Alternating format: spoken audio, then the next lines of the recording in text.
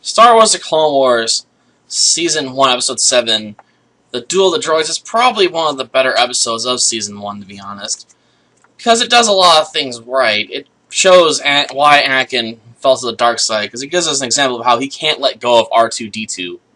Like, at all. He's willing to sacrifice his own troops just to get R2-D2 back. That's how dedicated he is to that, getting that droid back in his possession. I guess one could also argue it's important because he was dumb enough not to erase its memory banks, because he's an idiot. I don't care how advantageous they've proved. Having a droid running around that knows everything about your battle plans and strategies is pretty darn stupid.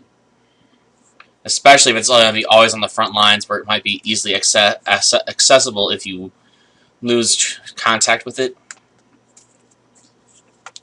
Though I'm still not sure how I'm supposed to take the tidbit of wisdom for the episode starts. You hold on to friends by keeping your heart a little softer than your head. Is it saying you keep friends by sticking to your heart here instead of going with your thinking things through logically?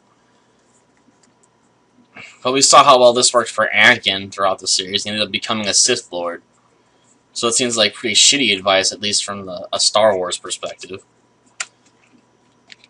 Maybe it's more practical in the real world, but not in Star Wars it's not. Attachment is the shadow of greed, and Anakin's attachment to R2-D2 almost got Ahsoka killed. So.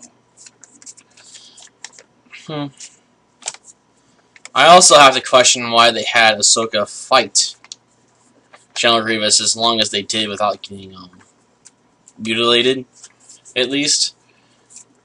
I mean, when they introduced General Grievous originally, he was able to take on Ventress and, what was it, another cyborg called Dirge or something like that, in the original 2003 series, I think, or was that more in the comics or something, or novels? Regardless, it's General Grievous is a tough opponent that can easily take down seasoned Jedi, so how on earth is Ahsoka able to trade blows with him for even a couple minutes without getting hurt at some point, especially when you consider that Grievous can easily use multiple lightsabers at the same time?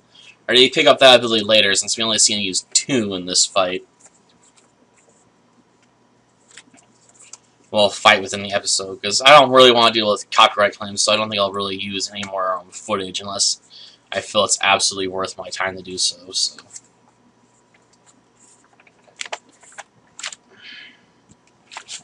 Outside of the questionable integrity of a fight between Ahsoka and General Grievous lasting any length of time at all, especially long enough for clones to bypass a locked door and set up explosives to blow up a space station.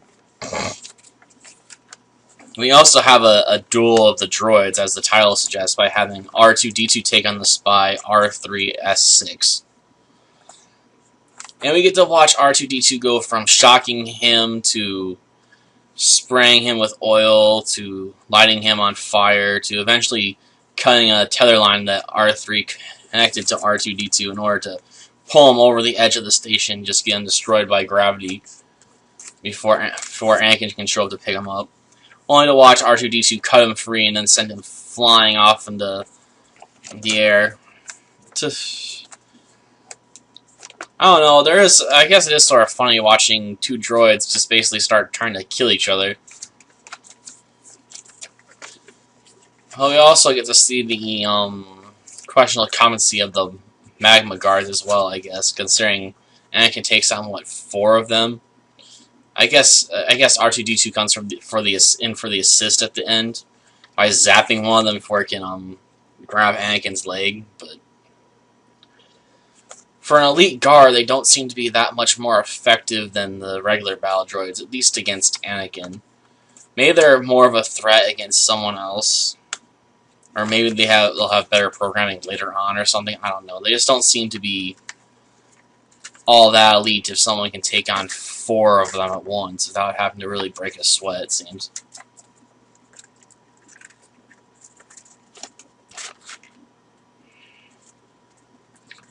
So I guess overall the episode's pretty good, but has an iffy fight within it. Because it makes Ahsoka look a lot stronger than she really should be. I'm not saying that we don't need a strong female character in Star Wars, or I should say we shouldn't have a strong female character in Star Wars, because there are some powerful female Jedi, that from knights to masters out there already. But having Ahsoka able to go toe-to-toe with a general, while still being a barely introduced Padawan, it seems like, is just a bad idea. Or at least that's my opinion. It makes General Grievous look weaker than he is, in order to make Ahsoka look stronger.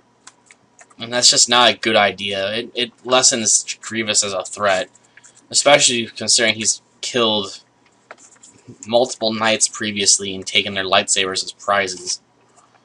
So making Ahsoka look like she's a potential rival, if at all, is poor decision making. We also get to watch some droid comedy as well again in this episode, which I really don't care for. They seem to be poking fun at another battle droid that's part of some production line that I guess is more of a screw up than the regular droid. Most of the regular battle droids are, I guess, or something, which is bad. The regular battle droids are bad enough, so we really need to make a line that's even dumber and more like Jar Jar Binks, I guess, in terms of balance and overall competency. Albeit the super battle droids don't appear to be that much better, considering they have a grenade thrown at them, and even though it's at point-blank range, they can't shoot it.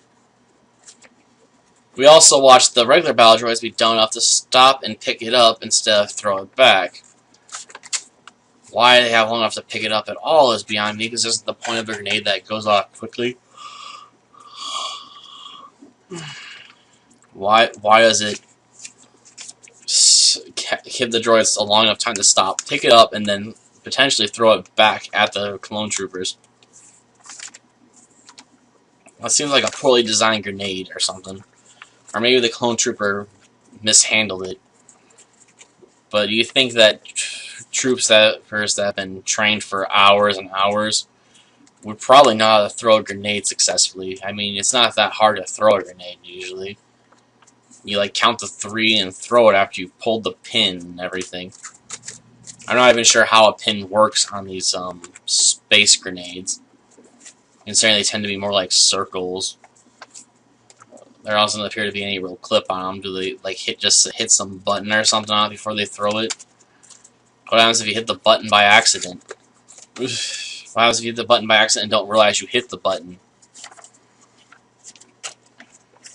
I'm sure someone can explain how they work on Wikipedia, but it seems a bit iffy in my opinion, from what the episode showed at least. Not as iffy as when Anakin decided to blow up the station while he was still inside it, but hey, it was a strategy that worked for him in Phantom Menace, why not again?